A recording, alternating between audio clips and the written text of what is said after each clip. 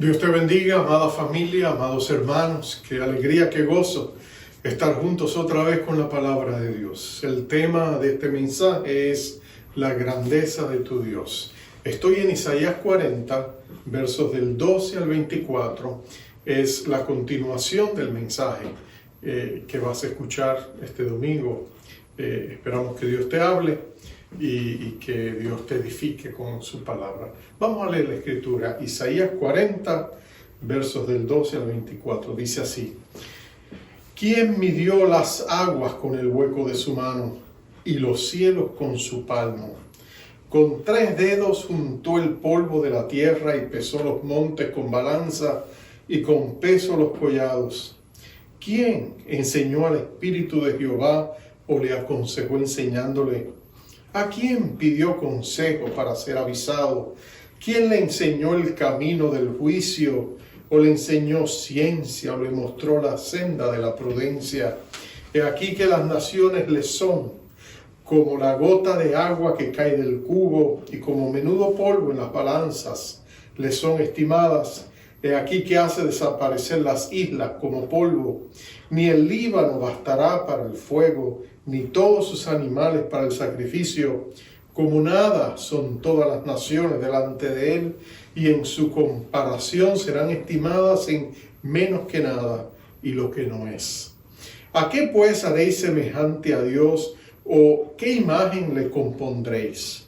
El artífice prepara la imagen de talla, el platero le extiende el oro y le funde cadenas de plata. El pobre escoge para ofrecerle madera que no se apolille. Se busca un maestro sabio que le haga una imagen de talla que no se mueva. ¿No sabéis? ¿No habéis oído? ¿Nunca os lo han dicho desde el principio? ¿No habéis sido enseñados desde que la tierra se fundó? Él está sentado sobre el círculo de la tierra, cuyos moradores son como langostas. Él extiende los cielos como una cortina, los despliega como una tienda para morar. Él convierte en nada a los poderosos, y a los que gobiernan la tierra hace como cosa vana, como si nunca hubieran sido plantados, como si nunca hubieran sido sembrados, como si nunca su tronco hubiera tenido raíz en la tierra. Tan pronto como soplen ellos se secan, y el torbellino los lleva como hojarasca. Vamos a orar. Padre amado, qué precioso es tener una visión más clara de tu grandeza y de tu poder. Pensar, amado Dios, que tú eres el eterno y gran yo soy, que tú eres el Dios, que eres el Rey de la eternidad, el Rey de los siglos, el Rey de las temporadas, de los tiempos y las sazones de los tiempos, pero aún así eres el Rey de los santos y eres nuestro Rey. En esta preciosa oportunidad, háblanos a través de tu palabra, toca nuestro corazón, prepáranos para escuchar de ti y acércanos a ti con tu presencia. Mira el clamor del corazón de cada hermano, amigo que escucha este mensaje. Y Señor, acércalo a ti con esos lazos tiernos y amorosos que en Jesucristo has puesto. Ahora lo ponemos todo en tus manos para su gloria y para su honra. Bendito sea el nombre de nuestro Rey Jesús, nuestro amado Señor y Salvador. En su nombre te lo pedimos. Amén. Amén y amén. Los niños hacen las mejores preguntas, ¿no es cierto? Sus preguntas siempre son inocentes, son sinceras y llenas de curiosidad. Es interesante que si tú eres papá o mamá, tú sabes exactamente de lo que te estoy hablando. Recuerdo la historia de una mamá que tenía un niño de 4 años y su amiguito, el vecino, tenía la misma edad. Él vino a la casa porque su mamá tenía que salir, lo dejó que la otra mamá se lo cuidara. Y la mamá estaba pendiente, los niños estaban jugando, eran amiguitos, se querían mucho, y de pronto ella escuchó al niño, al vecino, que le decía a su hijito: mira, mi mamá me dijo que voy a tener un hermanito. Y él le dijo: sí, ¿cuándo? ¿Cuándo viene? Ya está, ya llegó. Y dice: no. Le dice el otro amiguito: mamita lo tiene en la barriga, le dice. Y dice: no, dice el niño de la señora, no, es que ya se lo comió. Imagínate. La mamá se moría de la risa, pero los niños dicen las cosas más atrevidas, las cosas más interesantes. Pero cuando los niños te hacen preguntas acerca de Dios, esas preguntas son oportunidades. Oportunidades que tú y yo podemos aprovechar. Recuerdo a la mamá que su niño vino y le dijo, mamá, ¿de dónde vine yo? Y su mamá, siendo una hija de Dios devota, le dijo, hijito, tú sabes que papá Dios te hizo. Él te hizo, te creó en mi vientre y él es la razón por la que tú estás aquí. Y el niño le dijo, está bien mamá, pero ella estaba separada de su esposo no era converso, era inclusive un agnóstico. Y ese fin de semana el niño fue a pasar unos días con su papá el fin de semana. Y el niño, por supuesto, decidió hacerle la misma pregunta a su papá y le dijo, papá, ¿de dónde vino yo? ¿Quién me hizo? Mi mamá dice que Dios me hizo. Y el papá le dijo, no hijo, Dios no existe, tú y yo venimos de los monos, le dijo. Y el niño, por supuesto, quedó confundido. Regresó a su casa y le dijo a su mamá, pero mamita, tú me dijiste que papá Dios me hizo, pero mi papá dice que vinimos de los monos. ¿Cómo es eso? ¿Quién tiene la razón? Y su mamá muy sabiamente le dijo, no hijito, mira, no es problema, no hay contradicción. Lo que pasa es que cuando yo te dije que papá Dios no hizo, yo te estaba hablando de mi familia. Pero cuando tu papá te habló de que los monos, él estaba hablando de la familia de él. Y otra vez nos reímos, pero las preguntas de los niños son interesantes. Te digo esto porque las preguntas que tú y yo muchas veces nos hacemos vienen del deseo de conocer lo desconocido. Por ejemplo, ¿qué sabemos tú y yo de la grandeza de nuestro Dios? Si yo te preguntara cuán grande es tu Dios, ¿qué me contestarías? En una ocasión se dice que Robert Ingersoll, que por cierto era también un agnóstico, iba caminando por una de las calles de un lugar donde se estaba quedando y era un domingo en la mañana y vio a un señor que iba con un joven, iban corriendo hacia la iglesia, era padre e hijo, y él los miró y por eso de molestar, les detuvo y le dijo, ¿hacia dónde van ustedes con tanta prisa? Aunque llevaban sus Biblias en las manos. Y él le dijo, vamos a la iglesia. Oh, le dice, ¿qué van a hacer a la iglesia? Vamos a adorar a Dios, le dijo el hombre humilde. Y él le dijo, uy, ¿y cuán grande es tu Dios? Le dijo Roberto Ingersoll. Y él esperaba que el hombre estaría confundido, quizás no sabría expresarse. Pero el hombre le miró porque era un hombre de oración que caminaba con Dios. Y le dijo, mi Dios es tan grande que los cielos no pueden contenerlo, pero es tan pequeño que cabe en mi corazón. Y Roberto Ingersoll él dijo, esa fue la respuesta más profunda que jamás escuché acerca de la grandeza de Dios. No la había encontrado ni en los libros de teología que había leído. Pero lo cierto es que cuando hablamos de la grandeza de Dios, nada como este libro para darnos una revelación de cuán grande es tu Dios.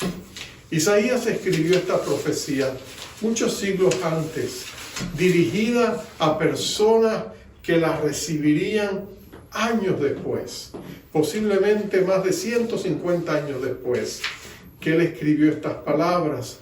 Los lectores para quien fue escrita la estarían leyendo, porque faltaban todavía unos 100 años antes de que Babilonia viniera, invadiera a Jerusalén y a Israel y se llevara a los cautivos a ese gran y terrible exilio que los judíos sufrieron en Babilonia.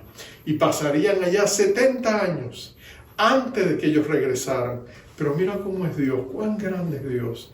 Dios lo sabía, lo había previsto, así que Dios da esta palabra como una lumbrera que les ayudara en el camino a estos judíos que regresarían al renacimiento de esta nación y necesitarían estas palabras de ánimo.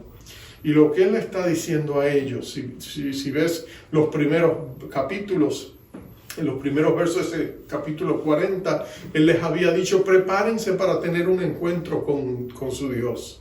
Y ahora en estos versos Él les va a decir, mira, déjame mostrarte cuán grande es tu Dios. Él te está diciendo, si tú quieres conocer a Dios en su grandeza, vas a tener que encontrarlo en las Escrituras, porque en la Escritura Dios ha revelado cuán grande es Él. Y lo interesante es que Él le dice al pueblo de Israel 3 cosas acerca de Dios que yo quisiera enfatizar de este pasaje. Porque Él les llama, Él les manifiesta a Dios en su más profunda grandeza. Lo primero que Él les dice es: tu Dios es un Dios omnipotente. Es un Dios que puede hacer todas las cosas. Es un Dios que es todopoderoso. Y la manera en que Él lo ilustra es tan gráfica, tan vívida, porque Él se centra, por decirlo así, en la mano de Dios.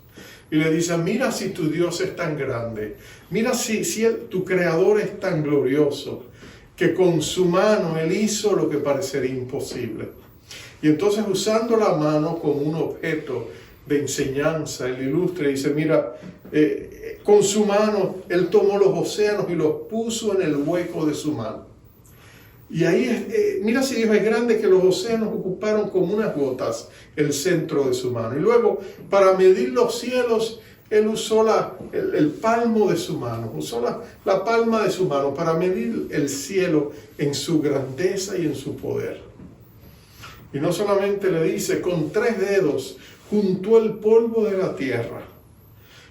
Y para pesar los montes y los collados es como si los hubiera tomado en la mano y los hubiese llevado y puesto donde tenían que estar, los hubiera pesado en una balanza. Lo que Él te está diciendo es que Dios es tan grande que el universo nuestro, nuestra Vía Láctea, nuestra galaxia es tan pequeña ante la mano omnipotente de nuestro Dios. Él está diciendo que Dios es tan grande, tan maravilloso, que aún la creación nuestra, que a nosotros nos parece majestuosa, la creación donde nosotros vivimos, la naturaleza, que es tan inspiradora de asombro, Él dice, es absolutamente nada comparada a la grandeza de nuestro Dios.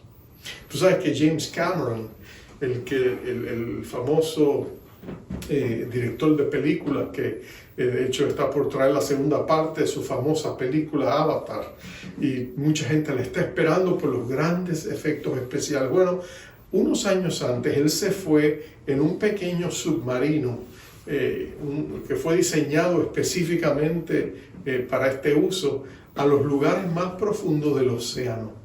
Y allí él pudo ver cosas que todavía ninguna otra persona había podido ver. Llegó a ver criaturas interesantísimas, y él filmó todo eso. Y se han hecho, puedes ver los documentales, creo que en YouTube deben estar. Pero todo eso a él le sirvió de inspiración cuando hizo esta película Avatar, y muchas de los efectos especiales son reflejos de lo que él vio en medio del mar. Imagínate eso. Cuando nosotros pensamos en los grandes telescopios, los grandes satélites, Hubble y el más reciente que fue hecho, podemos mirar las galaxias en todo su esplendor y nos quedamos maravillados. Imagínate si el creador de todo eso no es digno de nuestra admiración. Y lo que Dios te dice, mira, como dicen los teólogos, Dios es infinito en todos sus atributos. El poder de Dios es ilimitado, no tiene fin, es inmedible o inmensurable. Y lo que te quiere decir eso, que cuando Dios tiene todo el poder, Dios jamás se cansa, jamás se fatiga. Dios no necesita reservas de energía después que agota las principales. Tú y yo nos podemos cansar, tú y yo tenemos una medida finita de energía diariamente. Y te levantas en la mañana y si tuvieras 100 unidades de energía al final del día, te quedan mucho menos de las que empezaste. Dios nunca le sucede eso.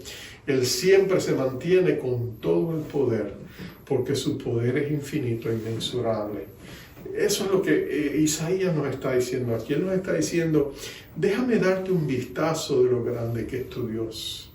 Tu Dios es tan grande que la creación misma del universo es algo tan pequeño para Él. Dios es tan grande que a lo que a nosotros nos parece gigantesco, para Dios es sumamente pequeño. Y Él está diciendo a este pueblo que estaba fatigado, cansado bajo el yugo opresor, que estaba rodeado de enemigos que constantemente les intimidaban, que estaban rodeados del desafío de volver hacer renacer y renovar una ciudad y una nación para que volviera a brillar en el mundo con los propósitos de Dios, pero que estaban enfrentando tantos desafíos. Él está diciendo, no temas porque tu Dios es todopoderoso. Ahora yo te pregunto a ti, ¿qué problemas tienes? ¿Qué dificultades tienes? ¿Cuáles son tus desafíos? ¿Cuáles son tus luchas? ¿Tú crees que son demasiado grandes para el Dios que te ama? ¿Tú piensas que tus problemas, tus dificultades, tus desafíos están totalmente alejados de lo que Dios puede hacer en tu vida? No te equivoques, Dios es todopoderoso y Él está dispuesto a ayudarte a ti, dispuesto a ayudarme a mí. Pero Isaías no dice sencillamente que tu Dios es todopoderoso. Él dice, tu Dios es omnisciente. En otras palabras, omnisciencia quiere decir, omni quiere decir todo, quiere decir que Dios lo sabe todo. En otras palabras, para Dios no hay secretos. Dios sabe todo acerca de todo. Y eso es interesante, porque hace siglos atrás, cuando el conocimiento humano era tan limitado, el universo entero parecía un enigma, un gran signo de interrogación. Hoy día tú y yo vivimos en la era de la informática. Vivimos en tiempos donde nuestros teléfonos celulares son la más vasta enciclopedia a la que tú y yo tenemos acceso. Hay algo que tú quieres saber, Google it, lo buscas. ¿Quieres saber para dónde vas y cómo llegar hasta allá? Dirígelo ahí. ¿Quieres ordenar algo y decirle a la gente que está miles de millas de ti que quieres algo? Tú puedes hacer una orden, enviarla. Todo es tan accesible. Es como si el celular se hubiera convertido en un instrumento mágico que nos conecta al mundo aún más lejano y distante de nosotros.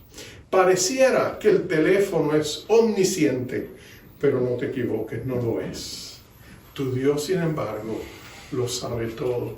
Lo que la ciencia hace y todo lo que ha logrado hacer, que es realmente en los últimos 100 años, la ciencia ha avanzado tanto en la adquisición de nueva información y conocimiento, que ya realmente no hay personas que puedan tener un conocimiento vasto de todo lo que existe. Es necesario que hayan especialistas que se especialicen en ramas donde puedan realmente dedicar todas sus vidas a aprender una cosa, porque eso es suficiente muchas veces para consumirlos. Los desafíos de los médicos modernos es que tienen que mantenerse al día con un torrente de información médica y científica que muchas veces ellos no pueden hacerlo. Pero nota esto. A pesar de que todo ese conocimiento está ahí, la ciencia solo puede descubrir lo que Dios ha hecho. Y mientras más descubre, más secretos quedan. Hay tantas cosas por descubrir que el hombre jamás llegará a un punto donde pueda decir, lo sabemos todo. Ahora, ¿sabes quién lo sabe todo? Dios. Dios sabe todos los secretos de la naturaleza, del universo, de la eternidad. Dios sabe absolutamente todo. No solamente en este mundo, sino en el mundo que Él ha creado, el tercer cielo, los cielos de los cielos, que son mucho más grandes que el universo físico en que nosotros nos movemos.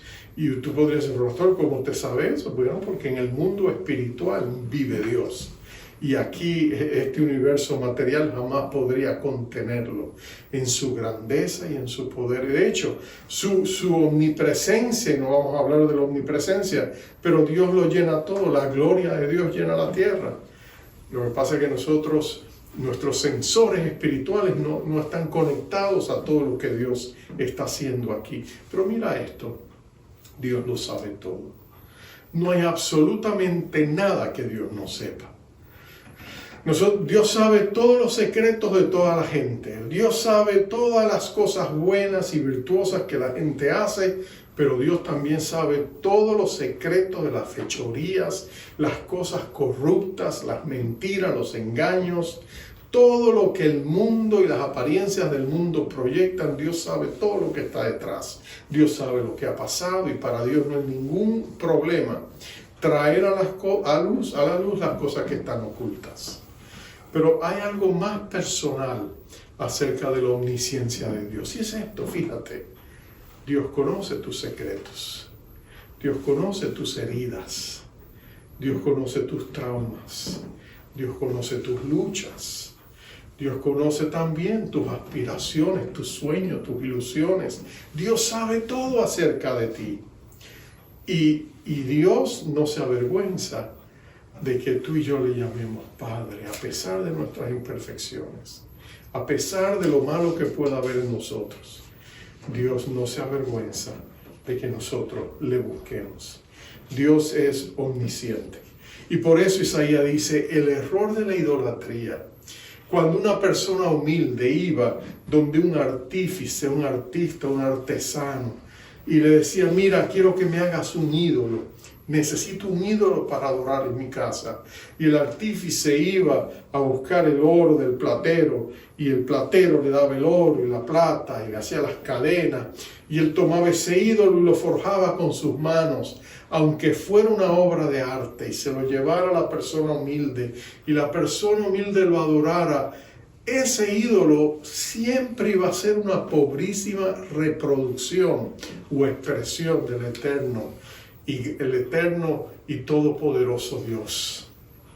Por eso es que la idolatría es un grave pecado delante de Dios, porque esas imágenes no pueden encasillar la grandeza de nuestro Dios, no pueden hacerle justicia a quién es nuestro Dios. Tratar de encasillarlo, engavetarlo en un objeto es imposible. Terminamos adorando creaciones en vez de adorar al eterno y todopoderoso Dios, que es un espíritu y que merece que nosotros lo adoremos de manera personal y no a través de un objeto que no tiene vida, que esté inanimado. Por eso la idolatría, dice Isaías, no tiene sentido. Él le dice, no sabéis, no habéis oído, nunca os han dicho desde el principio, no habéis sido enseñados desde que la tierra se fundó, que Dios, el verdadero Dios, está sentado sobre el círculo de la tierra. Y nota esto, el círculo de la tierra. La Biblia revelaba que la tierra no era plana, la tierra era como un círculo. Y lo interesante, era la forma de un planeta. Interesante que Cristóbal Colón usó este verso para lanzarse al océano en búsqueda de otro camino hacia las Indias, buscando sin temor a que fuera a irse por un barranco, como muchos temían, porque él se daba cuenta que la tierra era un círculo, la Biblia lo decía. Pero más allá de eso, lo que Dios te está diciendo es que tú puedes confiar en un Dios que sabe todo acerca de ti y no te rechaza ni te condena. Al contrario, te invita a que vengas a Él y lo conozcas y lo experimentes y descubras la riqueza que Dios tiene separada para ti y para mí a través de Jesucristo nuestro Señor. Una profunda, interminable, inagotable riqueza espiritual. Pero nota esto, Él va a terminar este mensaje, lo voy a concluir en esto. Dios es todopoderoso. Tú tienes un Dios que lo sabe todo, es totalmente omnisciente. Pero también hay un tercer elemento que hace de Dios algo diferente, y es el elemento moral, porque Él va a hablar de la santidad de Dios. Él te va a decir que hay un componente moral en Dios, y lo hizo en el principio. Y en el verso 13, 14 te dice, ¿quién enseñó al Espíritu de Jehová o le aconsejó enseñándole? ¿A quién pidió consejo para ser avisado? ¿Quién le enseñó el camino del juicio? ¿Le enseñó ciencia o le mostró la senda de la prudencia? Inmediatamente te está diciendo, tu Dios es un Dios moral. La prudencia, cuando te habla de la ciencia, no es sencillamente la ciencia usando el método científico como tú y yo lo pensamos en términos de biología o física o química. La ciencia en la Biblia muchas veces se usa como el conocimiento moral, el conocimiento del bien y del mal. La persona moral es una persona sabia. La persona que es inmoral, la Biblia dice que es necio. Entonces la ciencia no tiene tanto que ver con la adquisición de conocimiento intelectual, sino desde el punto de vista bíblico, el conocimiento moral. Lo que él te está diciendo es que Dios creó el universo y aunque Dios siempre está presente en su universo, Él no le dio cuerda y se fue y lo dejó corriendo solo. Dios siempre está presente, Él es inmanente en el mundo en que estamos. Pero lo cierto es que hay leyes morales y espirituales como físicas que rigen este universo. En otras palabras, si tú fueras a hablar de la ciencia, hablarías de la ley de la termodinámica, hablarías de la ley de la gravedad, esos principios que son consistentes en la vida y que permitan que todo, siempre que tú tiras un objeto a lo alto, vuelve y baje. Hay principios y leyes que científicamente probadas, pero también hay leyes morales. Hay leyes que están establecidas porque nuestro Dios tiene un carácter moral que define, Él es el estándar, Él es el legislador. Como creador, Él tiene derecho a establecer qué está bien y qué está mal. Cuando nosotros presumimos usurpar esa posición, nosotros tomamos leyes, hacemos leyes, juzgamos las cosas muchas veces humanamente y a veces por ser humanos y ver las cosas tan limitadas y por no escuchar la sabiduría que Él nos da en su palabra, podemos hacer nuestras propias leyes en contradicción a la ley de Dios. Pero no te equivoques, cuando tú y yo obedecemos leyes que van contrarias a los principios divinos, tú y yo somos los que nos perjudicamos. Fyodor Dostoyevsky, en su famoso libro Los hermanos Karamazov, decía uno de ellos, uno de los hermanos Karamazov decía, bueno, si Dios no existe, si lo sacamos del camino, entonces todo está permitido. Y eso es lo que está pasando en nuestro mundo, en nuestra sociedad. Hemos sacado a Dios del camino y pensamos que podemos hacer lo que nos da la gana, pero no te equivoques. Dios sigue siendo el juez de su creación. Y Él nos dice que va a haber un día que Él ya tiene señalado, donde Él va a juzgar a la gente por sus acciones, por las cosas buenas que hicieron y por las cosas malas que hicieron. Entonces, evidentemente, no podemos vivir como quisiéramos vivir. Tenemos que estar conscientes de que un día vamos a rendir cuenta por la manera en que vivimos. Dios tiene un carácter moral y su carácter es totalmente perfecto. En otras palabras, en Dios no hay maldad. El apóstol Juan, el discípulo de Jesucristo, en una de sus primeras epístolas, carta, él dijo, lo expresó de esta manera, él dijo, mira, Dios es luz y no hay tinieblas en Él. En otras palabras, Dios tiene una moral absolutamente perfecta. Pero eso nos pone a ti y a mí en una gran desventaja, porque tú y yo no somos perfectos. No somos moralmente perfectos. Tú y yo somos pecadores. Tú y yo somos capaces de grandes y nobles hazañas, pero tarde o temprano también tenemos los defectos que no permiten que podamos presentarnos delante de un Dios absolutamente santo y podamos pedir justicia. Porque es como si tú y yo fuéramos a hacer un revoltillo de huevos y tuviéramos una docena de huevos y fuéramos a hacer una gran omelette, como dicen, o un gran revoltillo o revuelto de huevos. Y 11 de esos huevos están perfectos, los hacemos, los tiramos, los batimos, todo está perfecto, pero el último huevo está podrido. Si tú se lo pones a esos huevos, todo va a estar malogrado, ¿no es cierto? Tú no puedes poner un huevo podrido entre 11 y decir, no, pero había 11 buenos. El hecho de que hubiera ese huevo podrido lo dañó todo, ¿no es cierto? Y ese es el dilema que tú y yo tenemos. Para ir al cielo, Dios demanda absoluta perfección. El problema es que tú y yo no somos perfectos. Entonces, aunque Dios es todopoderoso, Dios sabe todas las cosas, Dios también es justo y santo y demanda esa perfección. Entonces, ¿qué vamos a hacer? Tú y yo no somos perfectos. Bueno, cuando tú lees la palabra de Dios, te das cuenta de que Dios estaba consciente de nuestro dilema humano. Y por eso fue que desde el mismo principio, desde el libro de Génesis, en el mismo instante en que el hombre tomó el camino equivocado, Dios estableció un nuevo sendero para traer la salvación a nuestras vidas. Él tenía todo el poder para hacerlo. Él tenía toda la buena voluntad de hacerlo. Él sabía que nosotros no nos podíamos salvar a nosotros mismos. Él sabía que Él tenía que ayudarnos.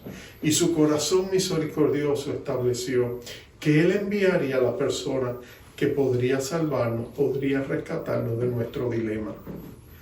Él podría venir y tomar nuestro lugar, sufrir el justo juicio de Dios sobre el pecado y a través de su vida perfecta transferir a nuestras vidas o imputar o impartir a nuestras vidas la rectitud perfecta que nosotros necesitamos para ir al cielo. De eso se trata los evangelios. Jesús se hizo hombre, el Hijo de Dios se hizo hombre, habitó entre nosotros. Él vino y se hizo de carne y hueso, vivió la vida humana de manera perfecta. De hecho, tan perfecto fue que nosotros no pudimos aguantarlo y lo llevamos a una cruz. Y allí fue crucificado, allí fue muerto como un cordero que se ofreció como un sacrificio. Y en aquella cruz Él te redimió a ti y a mí. Con su sangre preciosa Jesucristo murió por ti para que tú no tengas que perderte, ni yo tenga que perderme. Porque aunque tengamos algunas virtudes, hay pecado en nosotros que no nos puede permitir llegar al cielo. Cristo Jesús tomó nuestros pecados, nos dio su santidad y nos permite ahora, cuando nosotros ponemos nuestra fe en Él, poder ir al cielo. Es mucho más que eso. Ahora con la rectitud de Jesús estamos revestidos. Podemos hablar con Dios cara a cara. Podemos abrirle nuestro corazón. Podemos traerle nuestras luchas que Él conoce muy bien porque es omnisciente. Podemos empoderarnos por el poder que ha puesto en nosotros, la misma presencia de su Santo Espíritu. Pero esa fue la razón por la que Jesucristo vino al mundo, para redimirnos. El pueblo de Israel estaba recibiendo una visión mucho más clara de la grandeza de su Dios. Ellos iban a necesitarlo, porque tendrían que enfrentar muchos más grandes desafíos. Pero qué consolador fue para ellos saber que Dios estaba con ellos. Que Dios estaba con ellos como un poderoso gigante para vencer los obstáculos, para darle victoria sobre sus enemigos, para darle triunfo ante las adversidades, para poder salir adelante y ser sus colaboradores, para volver a ser la nación renacer. Nosotros somos parte del cuerpo de Cristo, tú y yo, amado hermano. Estamos unidos a Cristo inseparablemente. Estamos ligados a Él como el café con leche. Después que nos juntamos, ya nadie nos puede separar del amor de Cristo. Nadie puede separarnos de su infinita gracia. Dios está obrando su querer y su hacer en nuestras vidas, y la buena obra que Él ha empezado en nosotros ha prometido terminarla. Él honra la sangre preciosa de su Hijo, nuestro Padre Celestial lo hace. Y por eso cuando pecamos, podemos confesar nuestros pecados, y Él es justo y santo. Él es justo, Él es fiel para mirar la sangre de Cristo que fue vertida en el Calvario y decir: yo te perdono por la sangre de mi Hijo. Y recibimos su perdón y su gracia constantemente. Y constantemente podemos seguir caminando con Dios. Después de estos días difíciles de pandemia, qué consolador es saber que tú y yo no estamos solos. No tenemos que enfrentar este mundo solos. Que no importa si este mundo empieza a sacudirse. No importa si de pronto Dios lo estremeciera. No importa si viéramos los juicios de Dios derramados sobre la tierra. Tú y yo tenemos la seguridad de que estamos en el hueco de esa mano poderosa, en la cual Él puede poner hasta los océanos.